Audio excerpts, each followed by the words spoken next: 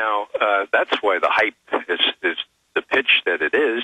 They're trying to, the media here are trying to hype this thing up and say, well, look, now we've discovered a new enrichment facility. Well, we know about that enrichment facility for months. And now the Iranians are claiming that they're well within their rights under the treaties governing this kind of activity to announce the establishment of this thing, because it's several months more before it gets ready to enrich anything. So the hype is there, and the bottom line, people just need to realize that Iran is nowhere near. Iran is years and years away from a nuclear weapon. Okay, I'll repeat that one more time. Years away from a nuclear weapon. Don't believe the hype. Don't believe what the Israelis are saying. These are technical questions, okay? Now, when I did the President's Daily Brief, I didn't write all the briefs. Obviously, I know who the good analysts were, the honest technical people, and it was a privilege to put their stuff in readable form and give it to the president. Well, now I still know those folks, and I'm not getting this from McGovern's head. I'm getting it from people like Greg Thielman, who ran the State Department, the INR, the research there, and the intelligence outfit of the State Department, and was right. His people were right before the Iraq estimate there in 2002. And he now writes for the Arms Control Association, and it's the best stuff out there. Just Google Arms Control Association. You'll see what Greg Thielman is putting together. Well, Ray, boil it down for us then. What does Iran really have? What are they really doing? And A, why can Israel have weapons? Why can Pakistan have weapons? Why is that okay? But Iran's nowhere near it, and we're hearing we got to put sanctions on them. We got to attack them. They could kill us any minute. Well, Alex, it will be no news to you that there is something in this country that I call the Likud lobby, the Likud being the hard-right faction of the Israeli government, Israeli parties, and they have inordinate influence in this country. And if you were to ask why it is that Congress is actually preparing as we speak, to pass a law that would actually be an act of war to interdict the supply of gasoline and such products to Iran. Why they are doing that? Well, it's because a lot of their money and a lot of their votes come from what I call the Likud lobby. People say, but why does Israel want to attack Iran? Well, if you look at the Israelis and their frame of mind, and I think it's a terribly myopic frame of mind. I care about what happens to Israel, and I think it's exactly the wrong policy. They think that if they can zap the Iranian nuclear facility, as they did to the facility in Sirak in Iraq in 1983, then they could set the Iranians back 5-10 years, perhaps, if they're allowed to do that. Now, that's very myopic because the Iranians, unlike the Iraqis in those days, the Iranians can retaliate. They can close the straits. They can decimate our troops in Iraq, and they can hit Israeli cities even now, not with a nuclear weapon, but with lots of missiles, okay? So it would be bedlam if this happened, and yet the Israelis are trying to get our okay to let them do it. This is lunacy, but they have this kind of frame of mind. Netanyahu, their prime minister in particular, that this must not be let happen, and that they're going to delay it as long as they can. If it takes an armed strike, they'll do it. Now, the only thing that is preventing them from doing it at this point, in my estimation, is this. Admiral Mullen, chairman of the Joint Chiefs of Staff, who is responsible for our troops and our security, has gone over to Israel this time last year and said, look, don't even think about it, okay? You fly your planes over our airspace in Iraq, we're going to shoot them down, okay? So don't even think about this, and don't think you can perpetrate the kind of incident like the Liberty incident back in June of '68, because we remember that. I'm a naval officer, and that's just not going to happen again. Now, that was pretty gutsy, and that put the kibosh on what the Israelis were planning the following August, not last August, but August of '08. Let me go back. We had the admiral that you just talked about, and then it leaked. It also leaked that, and a New Yorker covered it, MSNBC covered it, Cy Hirsch talked about it. We'd all heard about how these radio calls were coming in.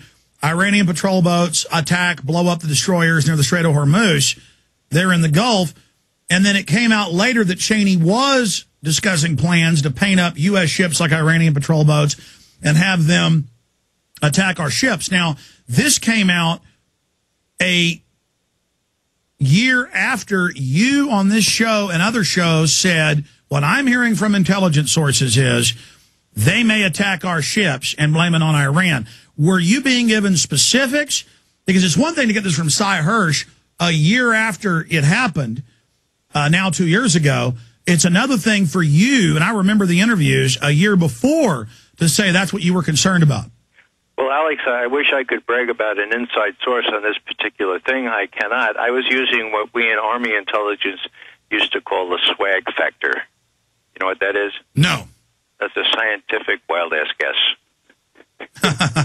So it's thin slicing or it's dead reckoning?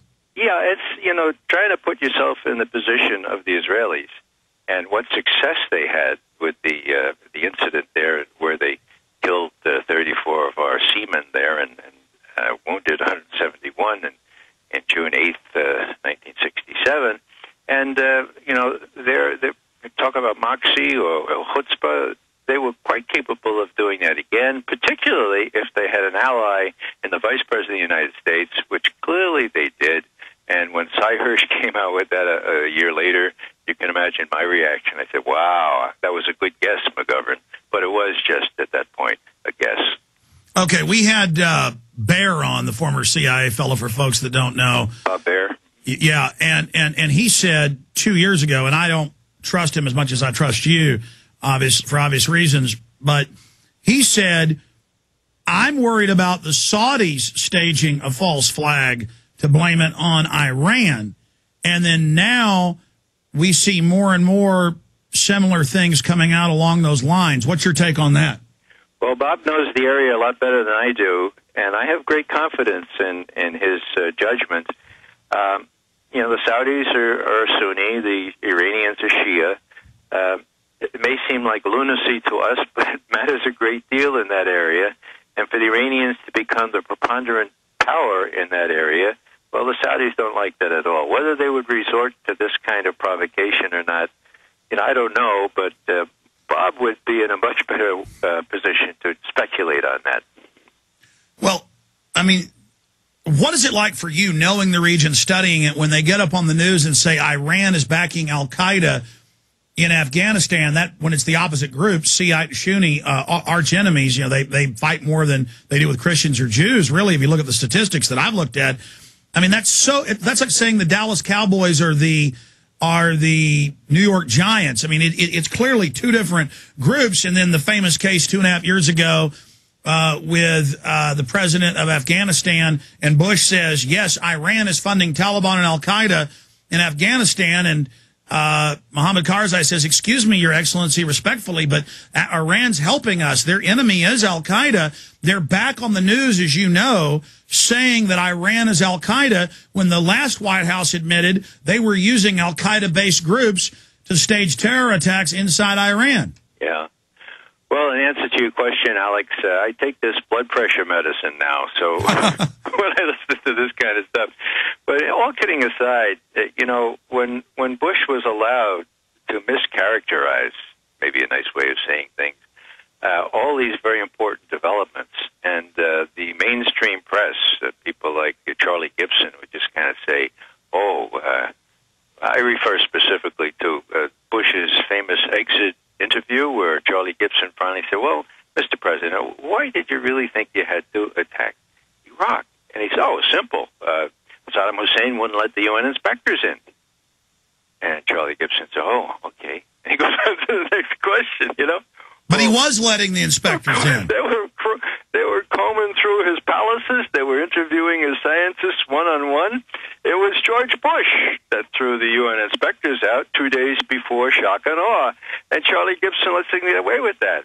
Let's get back to Iran. Here's, I told you about the estimate here. It actually appeared in November of 07. They started working on it in 06.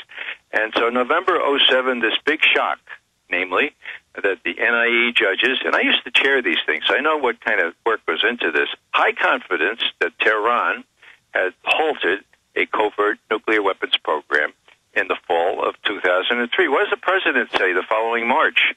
He says, quote, Iran has declared that he wants to be a nuclear power with a weapon to destroy people, including others in the Middle East, end quote. You know, that's made up.